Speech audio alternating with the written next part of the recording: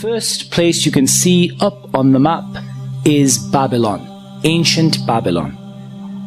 And you can see here a picture of some of the ancient Babylonian relics.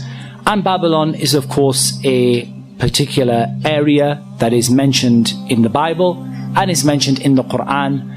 And the people of ancient Babylon were known for a particular kind of magic, and that is that they were well known for their use of stargazing and magic. So there is a relation in the magic of ancient Babylon between stargazing and astrology and magic. And they used to worship the 7 stars of Babylon, the 7 stars.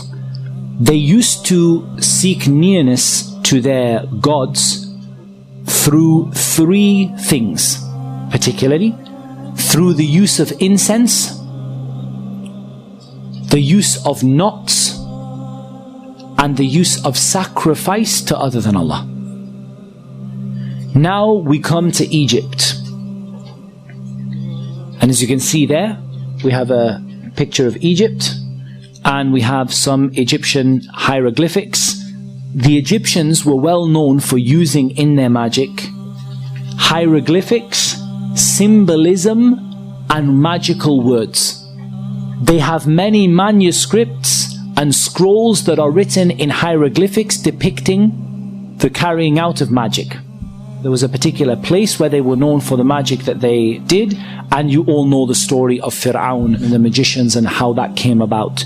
So this is indicating the ancient magic that took place in Egypt. Now we come to Persia. These were a people in ancient times who worshipped Allah alone. Their great military commander Rustum was one of the people who first introduced stargazing and astrology to the people of ancient Persia. What about magic in Islam? Magic in Islam is represented by letters, numbers, symbols, and signs that relate to the zodiac. They added to the ancient magic of Egypt, Babylon, and Persia, they added disgracing the Quran and attacking the Quran. So I want to explain to you magic in the light of an ayah in the Quran. And that ayah in the Quran is the 102nd ayah in Surah Al-Baqarah. And Allah subhanahu wa ta'ala says, and they followed instead what the devils had recited during the reign of Sulaiman. It was not Sulaiman who disbelieved, but the devils disbelieved, teaching people magic, and that which was revealed to the 2 angels at Babylon, Harut and Marut. But the 2 angels do not teach anyone unless they say we are a trial, so do not disbelieve by practicing magic. And yet they learn from them that by which they cause separation between a man and his wife, but they do not harm anyone through it except by the permission of Allah. And they learn what harms them and does not benefit them. But the children of Israel certainly knew that whoever purchased the magic would not have any share in the hereafter, and wretched is that for which they sold themselves if they only knew. 5 points I want us to take out of this ayah. Number 1, magic is something that can be learnt. Magic is not something that you are born with. Number 2, magic is an act of disbelief. Number 3, magic causes real and significant harm. It does not just cause illusions. It doesn't just cause you to see something that's not there. Number 4, there is no harm without the permission of Allah. And number 5, there is no such thing as good magic or white magic. As for magic in the Sunnah, it is narrated that Aisha radiallahu anha said, a spell was put on the Prophet sallallahu alaihi wasallam until he imagined that he had done a thing when he had not done it.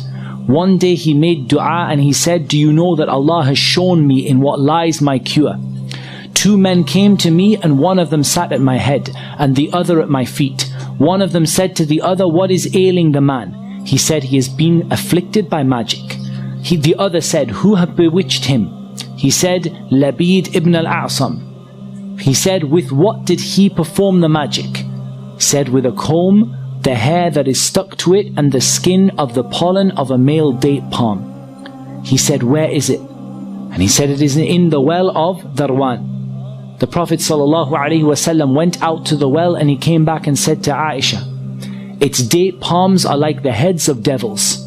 Aisha said, did you take it out? He said, no, Allah has healed me and I feared that it might bring evil upon the people. And then the well was filled in. What is the nature of the magician?